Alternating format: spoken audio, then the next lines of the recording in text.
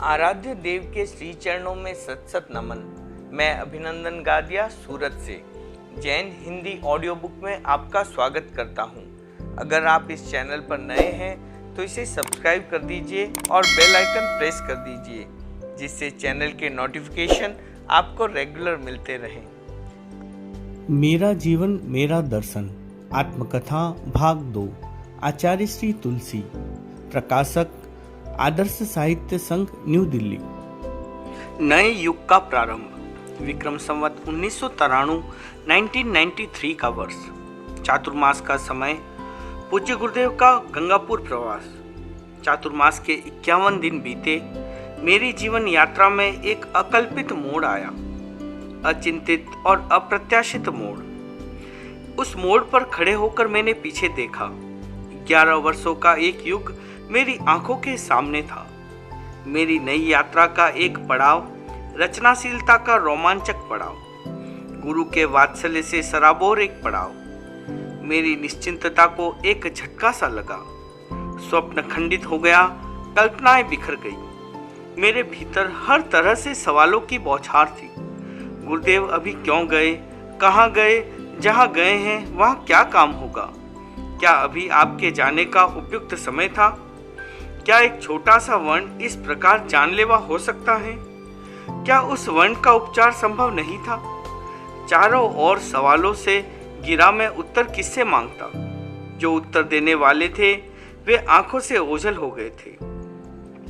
जन सामान्य के भीतर भी उस प्रकार के प्रश्न कुनमुना रहे थे। उस समय के वे अनुत्तरित सवाल कभी कभी आज भी मन को झकझोर देते हैं। तुलसी क्या करता है? तुलसी क्या पढ़ता है? तुलसी आज कितना स्वाध्याय किया? तुलसी जाओ आसमान में तारे गिन कर आओ। तुलसी रामचरित्र याद कर लो। तुलसी ये कर लो, तुलसी वह कर लो। रात के सन्नाटे में मुझे कई बार आभास होता कि कोई मेरा नाम लेकर पुकार रहा है। कोई कौन? वही गुरुदेव की चिर परिचित स्वर, अपनापे से भरा वह संबोधन। मैं आंखें खोलकर देखता, 3 छोटे काष्ठपटों को मिलाकर बनाया हुआ वह शयन पट खाली पड़ा होता। वहां गुरुदेव को न पाकर मेरी आंखें खुली की खुली रह जाती। रंग भवन का वह विशाल हॉल मुझे अपना उपहास करता सा प्रतीत होता। सब कुछ वैसा का वैसा, पर नीरव और निष्प्राण। एक आत्मा क्या गई, मानो सब कुछ अपने साथ ले गई। रात्रि के समय एक सूर्य ही तो जाता है, पर संपूर्ण प्रकाश और बहुआयामी हलचलों को अपने साथ ले जाता है। ठीक वैसा ही घटित हो रहा था। एक गहरी खामोशी और रिक्तता का माहौल बन गया।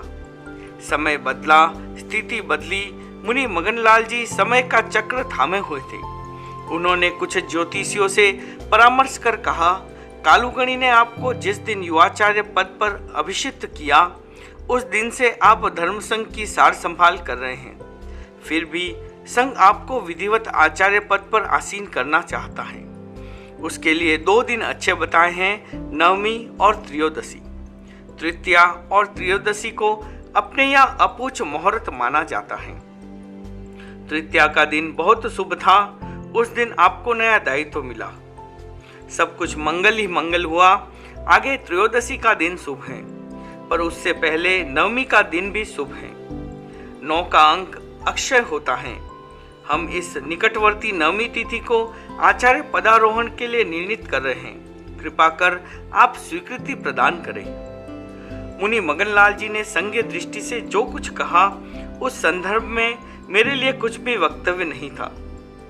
मैं मौन रहा। मेरा मौन उनके लिए स्वीकृति का सूचक था। उन्होंने चतुर्विधि संघ तक यह संवाद पहुंचा दिया। विक्रम संवत 1993 की भाद्रपद शुक्ला नवमी का प्रभात, प्रातःकालीन प्रवचन का समय। मैं आंतरिक संकोच के साथ रंग भवन की सीढ़ियों से नीचे उतरा। ज्ञान जी के चौक में पहुंचा। सामने खाखला वालों की हवेली में साधिया ठहरी हुई थी। दूसरी ओर समाज के कुछ और मकान थे। बीच में मंचनुमा एक चौकी थी। उस पर चढ़ने के लिए 5-4 सीढ़ियां बनी हुई थी। मैं उन पर चढ़ने लगा। मुनि मगनलाल जी ने आगे बढ़कर मुझे अपने हाथ का सहारा देने के लिए हाथ आगे बढ़ा दिया। मैं भौचक्का सा देखता रह गया। कहाँ मैं 22 वर्ष का तरुण और कहाँ वे 67 वर्षीय वयोवृद्ध मुनि। साधु साध्वियों को विनय और समर्पण का सक्रिय बोध पाठ मिला। जनता ने विस्मृत एवं मुग्ध होकर उस दृश्य को देखा। मैंने सोचा, हमारे धर्म संघ के वयोवृद्ध और अनुभव समृद्ध मुनि ने हाथ का सहारा देने के बहाने अपने अनुभवों का सहारा देने का संकेत दिया है। ज्ञान जी के चौक में बनी चौकी पर पीछे पट पर मैं आसीन था। मेरे एक और साधु थे, दूसरी और साध्वियां थी तथा सामने विशाल श्रावक श्राविका समुदाय उपस्थित था। मेवाड़ के अतिरिक्त अन्य क्षेत्रों से भी बहुत लोग पहुंच गए। लाडनू से माजी वदना जी और मोहनलाल जी खटेल भी परिवार के साथ आ गए। प्रसन्नता और उत्सुकता भरा वातावरण था। आचार्य पद के विधिवत अभिषेक का क्षण आया। न फल फूल, न नारियल, न जल अभिषेक और न कोई अन्य अनुष्ठान। नमोकार, महामंत्र, मंगल पाठ आदि मांगलिक सूत्रों के उच्चारण के साथ कार्यक्रम प्रारंभ हुआ। वयोवृद्ध मुनि मगनलाल जी खड़े हुए। उन्होंने साध्वियों द्वारा कलात्मक ढंग से सिली हुई नई पछेवड़ी अपने हाथों से मुझे ओढ़ा दी। आचार्य पद का अभिषेक हो गया। चतुर्वेदी संघ ने संवेद रूप में वृद्धापना गीत गाया। जय जय नंदा, जय जय भद्दा, जय विजय तुम वर्जो। अण जीत्याम ने जीत जीत्यामरी, रक्षा रूढ़ी करजो। महारा पूज्य परम गुरु चंगो, सुरंगो जस छायो। मैं तो देख देख हरसायो जी। सामूहिक वर्धापना के बाद मुनि मगनलाल जी ने भक्ति भरा एक गीत गाया। उस समय साध्वियों में खड़े होकर बोलने या गाने की परंपरा नहीं थी। इस दृष्टि से उन्होंने बैठे बैठे एक सामूहिक गीत गाया। मुनि चौथमल जी ने भी गीत गाया। मुनि सोहनलाल जी उस समय के प्रसिद्ध कवि और गीतकार थे।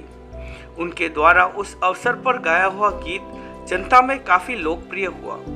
उनकी प्रथम दो पंक्तियां इस प्रकार हैं। कैसो सुरंगो रंग छा रयो है गंगापुर में, छा रयो है गंगापुर में, छा रयो है सब घर घर में। मुनि सोहनलाल जी ने उस समय मनोहर छंद में रचित कुछ पद्य भी सुनाए थे।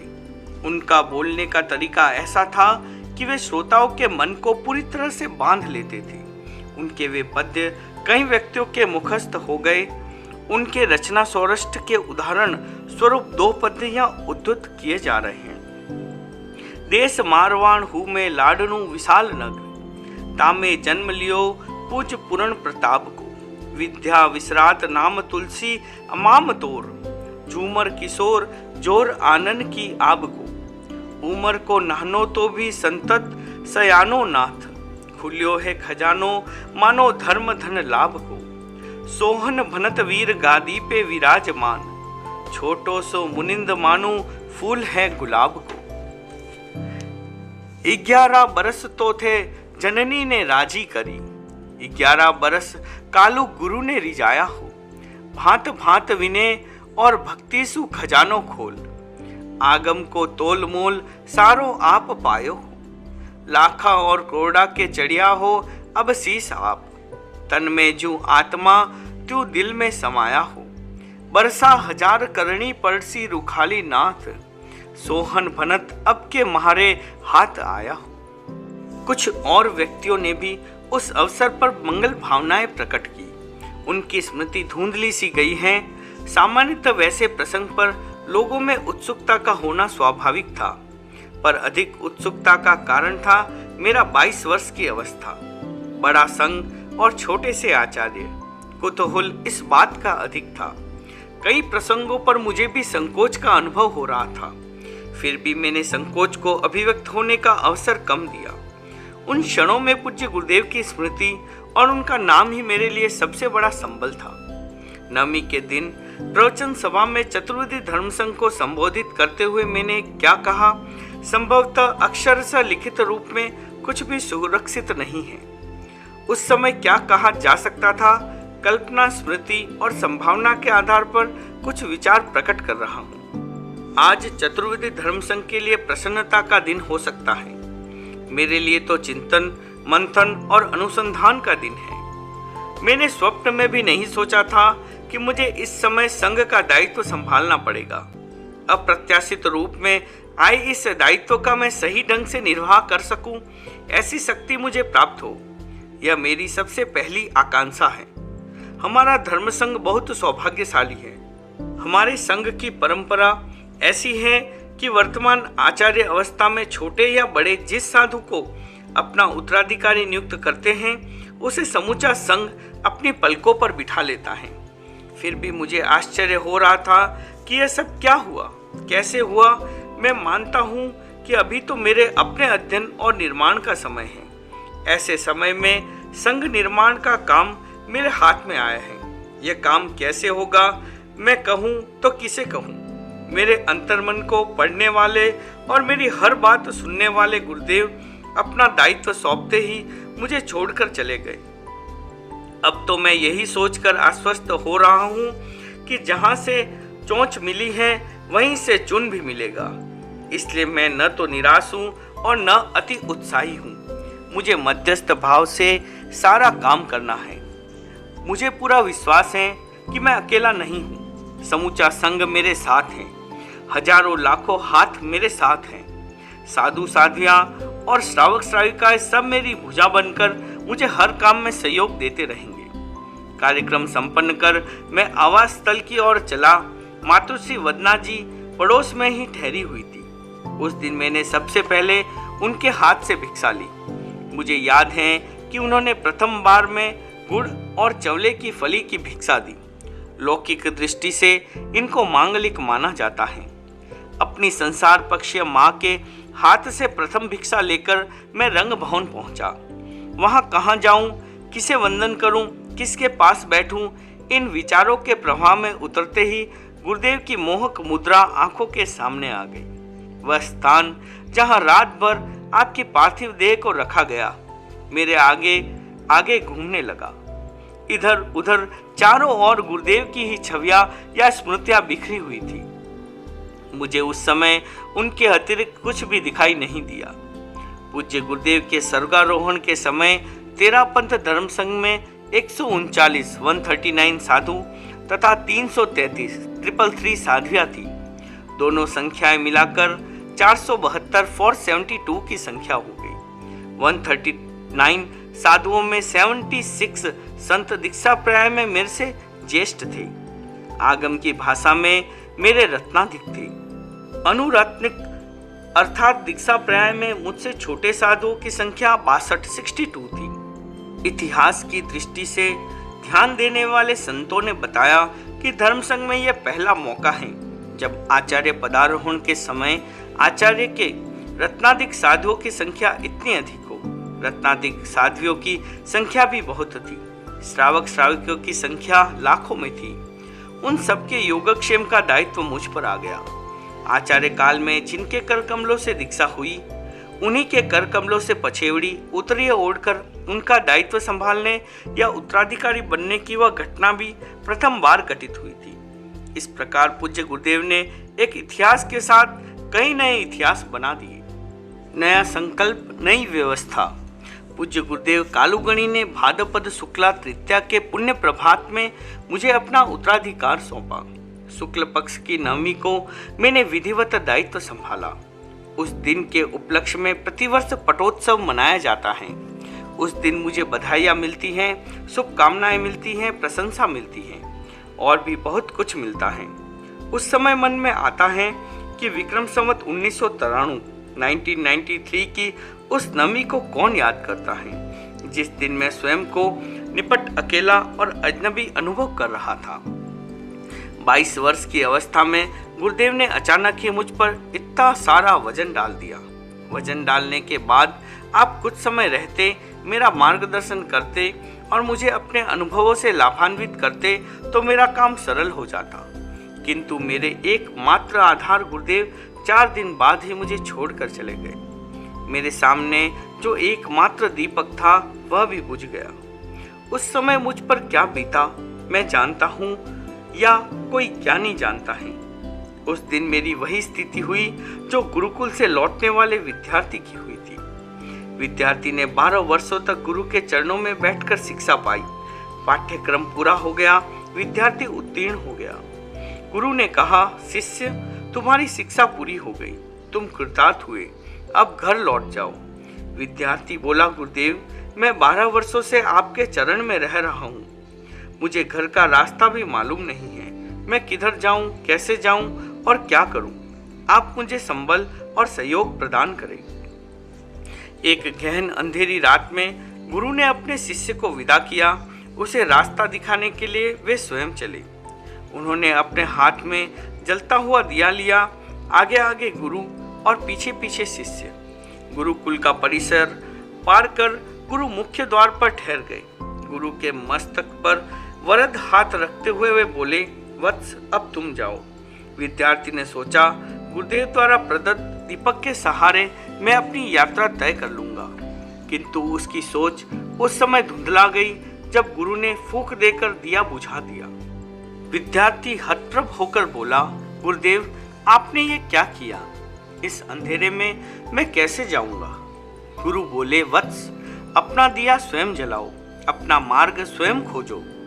उस दिनों को याद करता हूँ तो मैं अपने आप को नितांत एकाकी अनुभव करता हूँ। उस समय कहाँ थी साध्वी प्रमुखा कनक प्रभा, कहाँ था महाश्रमण मुदित, कहाँ थे इस समय मेरे प्रत्येक काम में साथ रहने वाले ये साधु, और कहाँ थी प्रबुद्ध साध्वियाँ। युवाचार्य महाप्रज्ञ मुनि नथमल जी वहाँ थे अवश्य, पर वे भी एक विद्यार्थी के रूप में थे। इनके साथ क्या सलाह मशूरा करता, वे मेरा क्या सहयोग करते। उस समय मैंने अपने आप को संभालने के लिए एक रास्ता खोजा। वह रास्ता था अपने गुरु की आराधना। मैंने सोचा, गुरुदेव ने मुझ पर भरोसा किया है, उनके मन में विश्वास नहीं होता तो वे अपने धर्म संघ का पूरा दायित्व मुझे क्यों सौंपते। जब उन्होंने दायित्व सौंप ही दिया तो उनकी तृप्ति के लिए मुझे काम करना है। जो काम प्रभु की तृप्ति के लिए किया जाता है वही श्रेष्ठ होता है। प्रसिद्ध गायक तानसेन बादशाह अकबर के 9 रत्नों में से एक रत्न था।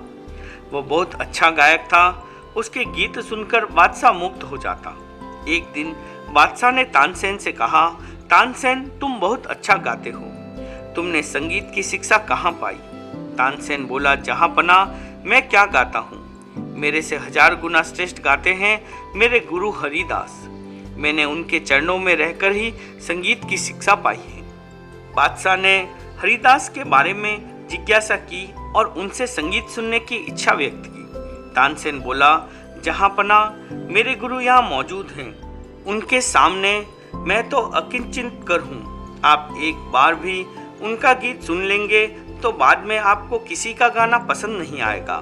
पर कठिनाई एक ही है कि आजकल वे किसी के अनुरोध पर गाते नहीं हैं। तानसेन की बात सुन बादशाह की उत्सुकता बढ़ गई। वे जैसे तैसे हरिदास से मिलने और उनका संगीत सुनने के लिए व्याकुल हो उठे। बादशाह ने कहा, तानसेन, जब तक मैं अपने कानों से तुम्हारे गुरु का संगीत नहीं सुन लूंगा तब तक तुम्हारी बात नहीं मानूंगा। तानसेन बोला, जहाँ पना यह तो मेरे वश की बात नहीं है, क्योंकि अब वे किसी के अनुरोध पर गाते ही नहीं हैं। एक रास्ता अवश्य है, कभी कभी वे अपनी मस्ती में गाते हैं, उस समय आप उन्हें सुन सकते हैं।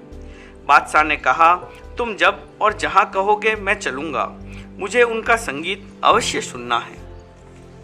तानसेन एक दिन बादशाह को साथ लेकर गुरु के घर पहुंचा। उस समय वे पूरी तन्मयता के साथ गा रहे थे। रात का समय, नीरव वातावरण, संगीत की मधुर स्वर लहरी। बादशाह उसी में खो गया।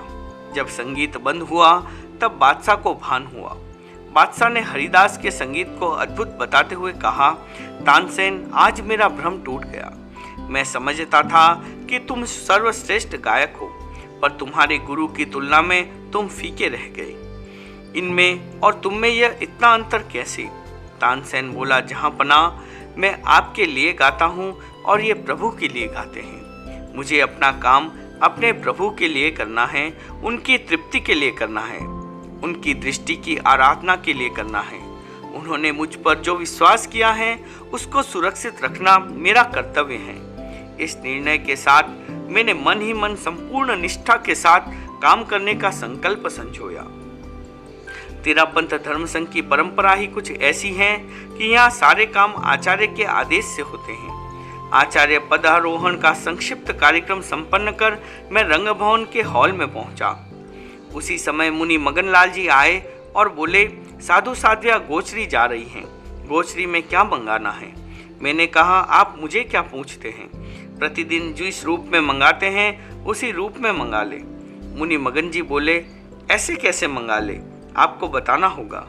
मैं असमंजस में आ गया। इतने साधु साध्वियों के लिए 2 समय के भोजन में किन किन पदार्थों की कितनी जरूरत रहेगी उसका अनुमान लगाना कठिन था। मेरे असमंजस को समझते ही मुनि मगन जी घड़ा लेकर आए और बोले, घड़े में अंकित पदार्थों को ध्यान में लेकर आप बता दे कि कौन सा पदार्थ कितनी मात्रा में लाना है। धड़ा हमारे धर्मसंघ का एक विशेष शब्द है। गत्ते, कागज या कपड़े से बनी हुई एक पट्टिका को धड़ा कहा जाता है, जिस पर साधु साध्वियों की आवश्यकता के अनुसार भोजन, व्यंजन, दूध, दही, मिठाई आदि पदार्थों की सूची लिखी होती है। पहले 2 धड़े बनाए जाते हैं, एक साधुओं का और दूसरा साध्विया का। एक साधु उन दोनों धड़ों को मिलाकर एक तीसरा धड़ा तैयार करता है, उसे चौकों का धड़ा कहा जाता है। चौक का अर्थ है 4 की संख्या में 1 में बदल देना। किसी साज सिंगाड़े में 20 चपातियाँ की अपेक्षा होती है तो उसके 5 चौक हो जाते हैं। चौकों के धड़े में खाद्य पदार्थों की लंबी सूची रहती है और अग्रणी साधु साध्वियों के नाम अंकित रहते हैं। आवश्यकता के अनुसार मंगाए गए खाद्य पदार्थों का पूरा हिसाब उसमें आ जाता है। धड़े का यह काम बहुत महत्वपूर्ण माना जाता है। धड़ा बनाने वाले साधु को उसके लिए पारिश्रमिक भी मिलता है। महोत्सव के अवसर पर कभी कभी 500 से अधिक साधु साध्वियों की भोजन व्यवस्था के लिए धड़ा बनाया जाता है। वर्तमान में यह व्यवस्था बदल गई है, पर उस समय की व्यवस्था में यह एक प्रमुख कार्य था। मुनि मगनलाल जी ने धड़ा लाकर मेरे हाथ में थमा दिया। मेरे लिए वह सर्वथा नया अनुभव था। मैंने उनसे पूछा, इस धड़े के आधार पर कितना आहार मंगाया जा सकता है? इस बार वे बोले, कालूगणी एक पाती में इतना आहार मंगाते थे। मुझे दिशा मिल गई। मैंने धड़े का पूरा आंकलन कर मुनि मगनलाल जी को बता दिया कि इस अनुपात से आहार, व्यंजन आदि मंगा लीजिए। उन्होंने पूरा हिसाब कर साधुओं एवं साध्वियों को गोचरी की व्यवस्था समझा दी।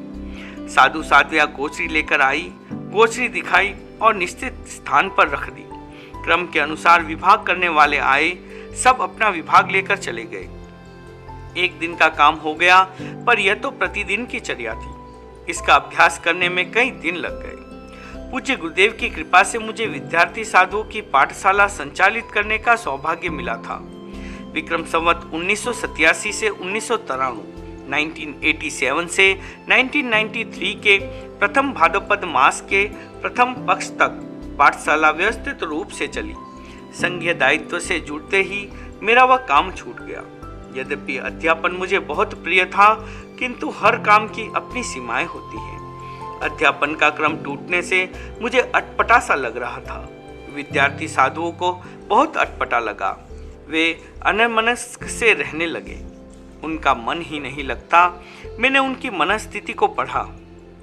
एक दिन मुनि नथमल जी, मुनि बुद्धमल जी और मुनि दूलीचंद जी, मुनि जवाहरीलाल जी आदि को अपने पास बुलाकर पूछा, तुम लोग आजकल क्या करते हो?